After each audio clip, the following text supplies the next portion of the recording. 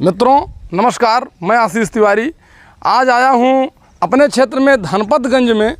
यहाँ पर वेद वेदांग विद्यापीठ आश्रम जो है गुरुकुल बना हुआ है। इसके संचालक आचार्य के पर शिवदत्त पांडे जी हैं, गुरु जी। उनसे भी हम आप लोगों को मिलवाएंगे और उसके बाद यहाँ हम सर्वप्रथम जो है चलते हैं अंदर। जो है आश्रम में यज्ञशाला है और छात्रावास बना हुआ है। यहाँ पर जो वेदपाठी शिक्षा ग्रहण कर रहे हैं लगभग 40 छात्र मौजूदा समय में हैं और इनके संपूर्ण शिक्षा का जो है भार संस्था के ऊपर है। संस्था द्वारा सब वहन किया जाता है। गुरु जी से भी जो है इन सारी बातों पर हम चर्चा करेंगे और संपूर्ण गौशाला को जो है हम शूट करें चलते हैं और गुरु जी से मिलते हैं, उनका आशीर्वाद प्राप्त करते हैं। मित्रों ये अब हम यज्ञशाला में चल रहे हैं। आइए आप लोगों को दिखाते हैं यज्ञशाला यहाँ पर जो बनी हुई है। बहुत ही भव्य जो है और सुखद वातावरण यहाँ पर दिखाइए। ये चारों तरफ देखिए कितना जो है बढ़िया माहौल है, मनोरम स्थान। और ये आप समझ लीजिए कि इस समय जो हमारे आज के आपाधापी भरे माहौल में जो स्थितियां हुई हैं, समाज में लोग पर्यावरण का, प्रकृति का सानिध्य जो छोड़ दे रहे हैं, इससे वर्तमान समय में हमारा युवा खास करके जो आज की मैकाले पद्धति की शिक्षाएँ चल रही हैं हमारे यहाँ, जिससे किसी भी प्रकार का कोई भी अध्ययनरत व्यक्ति प्रकृति से नहीं जुड़ना चाहता है। प्रकृति से दूर भागना इस समय शिक्षा की संपूर्ण पराकाष्ठा हो गई है। उस समय में देखिए यहाँ पर इस विद्यापीठ में, गुरुकुल में, आश्रम में जो व्यवस्थाएं बनाई गई हैं प्रकृति से जुड़ने के लिए, सर्वप्रथम जो हमारी मुख्य जो है महत्वपूर्ण कड़ी थी उस पर आप लोगों को जोड़ने के लिए देखिए यज्ञ से जो है जोड़ा गया है। यज्ञशाला भी बहुत भव्य ढंग से निर्मित की गई है। आइए आप लोगों को यहाँ जो है संपूर्ण इसका दिखाते हैं जो चित्रण है। बहुत ही भव्य और बहुत ही शांतिपूर्ण जो है स्थान है। ये आप जान लें कि यहाँ मन को असीम शांति प्राप्त हो रही है।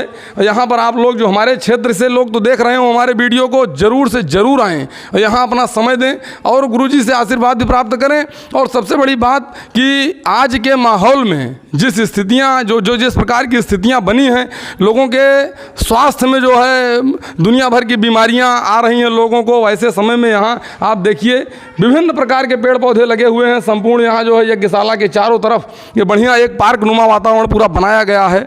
बेहतरीन, बहुत ही सुखद वातावरण। आइए आप लोगों को इसी तरीके से एक एक जो है संपूर्ण यहाँ के जो व्यवस्थापक गुरु जी हैं, आचार्य जी, उनके द्वारा जो पूरी व्यवस्थाएं रखी गई हैं इसको आपको दिखाते हैं। मित्रों आपकी जानकारी के लिए बता दें, ये गौशाला और पूरा जो आश्रम संस्था है ये सब सरकार में रजिस्टर्ड है, संपूर्णानंद संस्कृत विश्वविद्यालय से संचालित है गुरु जी के द्वारा। और आइए आप लोगों को जो है यहाँ ये देखिए मित्रों, ये बहुत ही बढ़िया पर्णकुटी जो है बनी हुई है। इसको आप देखिए, ये आश्रम के जो है लगभग मध्य भाग में है और यहाँ पर इसमें अंदर पुस्तकालय की स्थापना की गई है। और एक पूर्ण रूप से जो हमारे यहाँ पूर्णतः संस्कृति और सभ्यता का जो महत्वपूर्ण एक वातावरण था, जो कि हमारे समय में, पुराने समय में गुरुकुलों में जैसी व्यवस्थाएँ दी जाती थी बच्चों को, जिससे कि उनके अंदर संस्कार जो हमारे वर्तमान समय में आज जिनका अभाव हो गया है हमारी युवा पीढ़ी में खास करके, उसको यहाँ जीवंत रखने के लिए देखिए कितना बढ़िया व्यवस्था किया है गुरुजी ने। मित्रों ये यहाँ पर देखिए रसोई घर है। यहाँ पर ये पूरा ऊपर आप देखिए इसकी व्यवस्थाएं, फैन चल रहे हैं और साफ़ सफाई आप यहाँ की देखिए, बिल्कुल बहुत ही जो है अच्छी साफ़ सफाई रखी गई है और पूरा हवा के लिए चारों तरफ से खिड़कियाँ लगी हुई हैं। ये बहुत ही बढ़िया वातावरण यहाँ पर आप देखिए। बगल ये सब थाल रखे हुए हैं। जो यहाँ के वेदपाठी ये बच्चे हैं गुरुकुल में जो शिक्षा ग्रहण कर रहे हैं, इनके लिए संपूर्ण व्यवस्था यहाँ पर ये दिया गया है। और बाहर से ये बैरिकेटिंग है, पूरा यहाँ पर सब सिस्टम बना हुआ है। तो आइए जो है इसी तरीके से, चूँकि वीडियो हमारा बहुत लंबा हो जाएगा इसलिए हम संक्षेप में हर चीज़ आपको दिखाने का प्रयास कर रहे हैं। इस समय हमारे साथ यहाँ आश्रम के संचालक जो है शिवानंद महाराज जी हैं। तो गुरुजी आपका बहुत बहुत स्वागत है हमारे यूट्यूब चैनल में। तो ये गुरुजी बताएं कि यहाँ पर ये पूरे संपूर्ण वेद आश्रम जो है आपका ये चल रहा है, यहाँ पर बच्चों के शिक्षा के लिए जो ये सारी व्यवस्थाएँ की गई हैं, तो ये आश्रम द्वारा पूर्णतः निःशुल्क हैं? ये शिक्षा बिल्कुल निःशुल्क है जी। भोजन आदि का पैसा लिया जाता है। शिक्षा गुरुकुलों में हमेशा से निःशुल्क दी जाती है। जी जी। और राष्ट्रवादी, धार्मिक, ऐसे ब्रह्मचारी जो देश की संस्कृति सभ्यता के लिए पूर्ण समर्पित होते हैं, वो यह बच्चे रखे जाते हैं। उनको शिक्षा दे करके योग बनाया जाता है। तो यहाँ गुरुजी शिक्षा का जो है मतलब किस क्लास से लेकर किस क्लास तक, किस कक्षा से लेकर चलती है? 6ठी क्लास से आचार्य तक की शिक्षा है। 6ठी क्लास से आचार्य तक की। पूर्णतः जो है सारी शिक्षा व्यवस्था यहाँ पर जो है जो दी जाती है, मतलब शिक्षा पूर्णतः निःशुल्क है, सिर्फ भोजन वगैरह का शुल्क जो है लिया जाता है। जी जी। जिन वेदों की महत्ता को आर्य समाज बताता आया है उसको आज वैज्ञानिक भी मान चुके हैं। जी जी जी। अभी जैसे सोमनाथ जी ने अपना वक्तव्य दिया है, जो इसरो के अध्यक्ष हैं, जी जी, कि दुनिया में जितना भी विज्ञान है जी और जितनी विद्याएं हैं उन सब का आदि स्रोत वेद है। जी। भविष्य में ऐसा हो सकता है कि सारी दुनिया में वैदिक धर्म का डंका बजे, क्योंकि सच्चाई एक दिन सामने आ ही जाती है। अच्छा गुरुजी, यहाँ जो गौशाला का संचालन हो रहा है ये विगत कितने वर्षों से, शुरुआत से ही है कि बाद से ही है? शुरू से ही गुरुकुल चल रहा है तभी से है जी। गाय के दूध को बहुत महत्व दिया गया है। बच्चे गाय का दूध पीते हैं, बुद्धिमान बनते हैं जी। और सृष्टि की आदि से ही गाय के दूध को ही हमारे यहाँ महत्व दिया गया है। जी जी। बहुत बहुत धन्यवाद गुरुजी, इतनी आपने महत्वपूर्ण जानकारी दिया, हमको समय दिया, अपना आशीर्वाद हमें प्रदान करें। अब हम अभी गौशाला का जो है गुरुजी से भी आशीर्वाद लेंगे, उसके बाद गौशाला में चलते हैं। मित्रों, अब जो हम लोग यहाँ पर आज ये वेद वेदांग विद्यापीठ धनपतगंज में आज आए हुए हैं, गौशाला भी यहाँ की जो है हमको अभी पूर्ण रूप से शूट करना है, गौ माता का जो है वीडियो हमको बनाना है।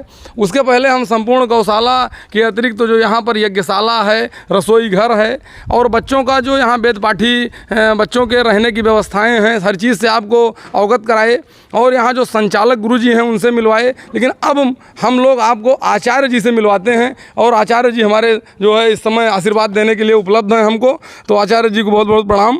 और हमारे यूट्यूब चैनल में हमारे जो दर्शक बंधु हैं उनको आप अपने इस आश्रम का परिचय और विद्यालय का और अपना परिचय दें और सबको जो है अपना आशीर्वाद प्रदान करें। मेरा नाम शुचिसद मुनि है, मैं वानप्रस्थ हूँ। सन 2006 में 5 सितंबर को इस विद्यालय की हम लोगों ने स्थापना की थी। कल इस विद्यालय का 18वां स्थापना दिवस है। हम लोग उस कार्यक्रम की तैयारी करने में जुटे हुए हैं। इस विद्यालय को चलते हुए 17 वर्ष पूर्ण हो गए हैं। 18वां कल से प्रारंभ हो जाएगा। 17 वर्ष पूर्व यहाँ पर बबूल का बहुत बड़ा घना जंगल था और उस जंगल को काट छांट करके ज़मीन को साफ़ करके यहाँ जो कुछ दृष्टिगोचर हो रहा है वो सब मेरे हाथों से और मेरी देख रेख में ही हुआ है। ये पिछले 17 सालों में हम लोगों का किया गया परिश्रम है। उसमें हमारे जो ब्रह्मचारी हैं उनका भी उसमें अथक परिश्रम है, वे लोग इसमें पूरा परिश्रम करते हैं। विद्यार्थियों के लिए यह एक आवासीय विद्यालय है। सभी आचार्य, अध्यापक और सभी विद्यार्थी आश्रम परिसर में ही निवास करते हैं। सभी लोग एक ही पाकशाला में भोजन करते हैं। सब लोग एक जैसा भोजन करते हैं। जो हमारा वेद का संदेश है, समानो मंत्रः समिति समानी समानम मनः सहचित्त में साम, जो सामाजिक समरसता को हम शब्दों में पढ़ते हैं उसका व्यावहारिक रूप, इसका प्रैक्टिकल प्रयोग हम यहाँ पर गुरुकुल में करके देखते हैं।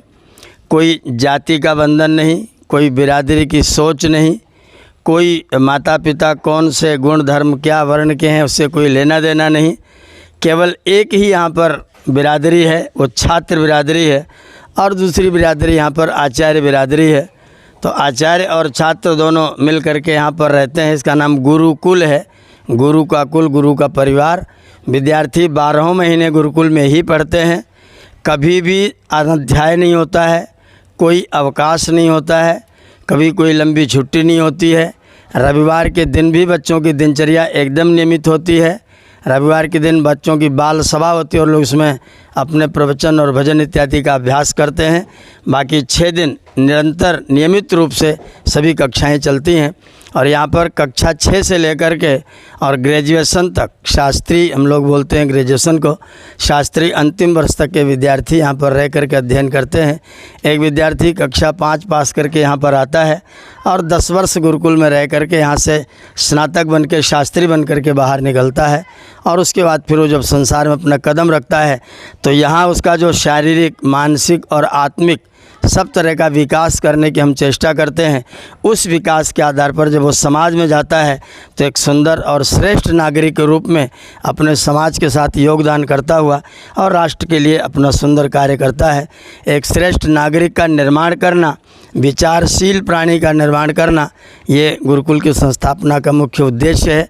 हमारी दिनचर्या नियमित हो, हमारे विचार शुद्ध पवित्र हों, भारतीय संस्कृति के प्रति हमारे मन में प्रेम हो, वेद और दर्शनों के प्रति हमारे मन में रुचि हो, ऐसा रुचि का भाव, ऐसा उद्देश्य लेकर के इस संस्था की स्थापना की गई है। ये 17 वर्ष व्यतीत हो चुके संस्था को स्थापित हुए, अब 18वां वर्ष कल से यहाँ पर प्रारंभ होने जा रहा है। तो बहुत बहुत गुरुजी आपका आशीर्वाद प्राप्त हुआ। अब हम कुछ सवाल आपसे करना चाहेंगे। जी जरूर। तो गुरुजी, जैसे जो आपकी ये धार्मिक अलख जगाने की यात्रा है, क्या यहीं सीमित है कि क्या आप जो है हिंदुस्तान में या समूचे विश्व में कहीं कुछ और संदेश जो है देने जाते हैं? अपनी यात्रा के बारे में भी कुछ बताएं हमारे दर्शकों को। भारतवर्ष का शायद कोई ऐसा जनपद हो जहाँ पर कोई व्यक्ति अगर जाना चाहे और वो मुझे फ़ोन करके सूचित करे तो मैं वहाँ उसके आवास और भोजन की व्यवस्था निःशुल्क करवा सकता हूँ। मैं पूरे भारतवर्ष में सदैव भ्रमण करता हूँ और सारे भारत में, गुजरात उधर पश्चिम से लेकर के, और अभी परसों हम लोग बंगाल में थे। मैं कलकत्ता से ही परसों ही वहाँ से निकला हूँ और आज सुबह ही, मैंने रात में 1 बजे यहाँ आया हूँ मैं। तो मैं पूरे भारत में ही अपना ये संदेश सुनाने के लिए लोगों को जाता हूँ, जो स्वयं परमात्मा की वेद वाणी है, जो ईश्वर ने हमको सृष्टि के आदि में 4 वेदों के माध्यम से जो संदेश दिया है, और जो ऋषियों ने दर्शनों के माध्यम से, उपनिषदों के माध्यम से, गीता रामायण जैसे ग्रंथों के माध्यम से जो ऋषियों का संदेश हमको प्राप्त हुआ है, उस संदेश को मैं पूरे देश में घूम करके सुनाता हूँ। लाखों लोग मेरे से प्रतिवर्ष प्रवचन सुनते हैं और हज़ारों लोग मेरे साथ ऑनलाइन अभी भी पढ़ते हैं। तो संस्कृत व्याकरण और संस्कृत दर्शन मैं पढ़ाता हूँ और पूरे भारत में घूम करके प्रवचन आदि और बड़े बड़े यज्ञ का कराना मैं करता हूँ। जी। तो गुरुजी, ये जो आपका यहाँ पूरा ये पुस्तकालय बना हुआ है वैदिक, इसे एक बार जो है आकर हमको जो है थोड़ा सा परिचित कराएं, हमारे दर्शक बंधु जिससे इसको देख सकें। ये रैक गुरुजी लगा हुआ है, ये इसमें जो है जो हमें देख पा रहे हैं, इसमें वेद और आयुर्वेद, निर्वचन कोश वगैरह ये सारी पुस्तकें लगी हुई हैं। और इसी तरीके से यहाँ ऋग्वेद, भाष्यम, तो ये सारी जो है पुस्तकें जो हैं, एक बार आप इनके बारे में जो है बताएं।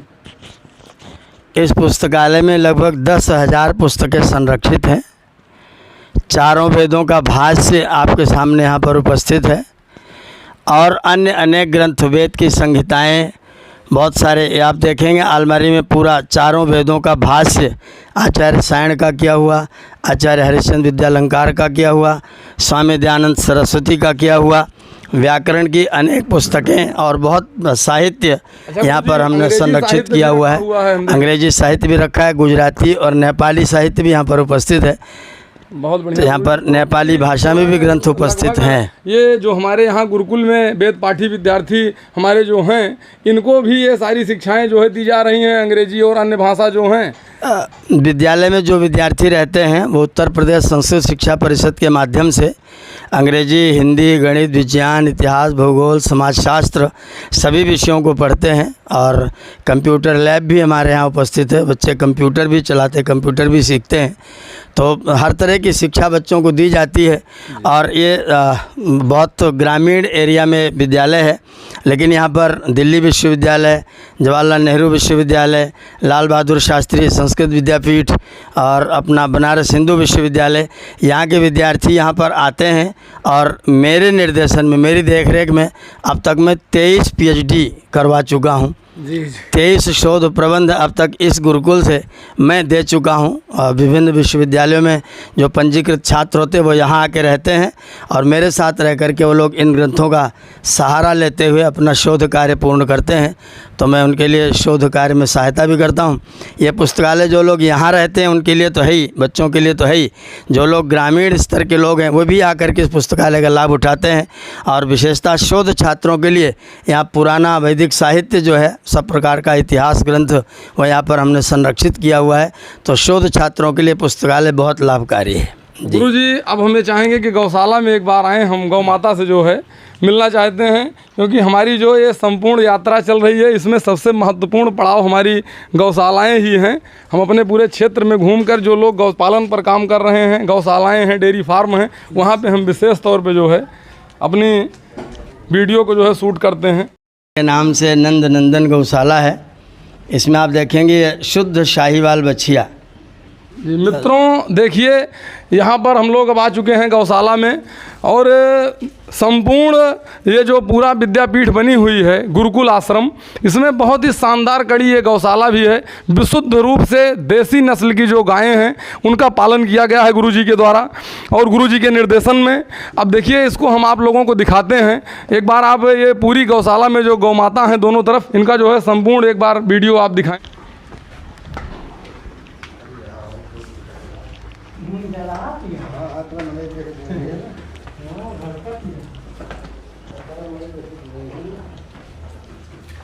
ये यहाँ पर शाहीवाल हैं।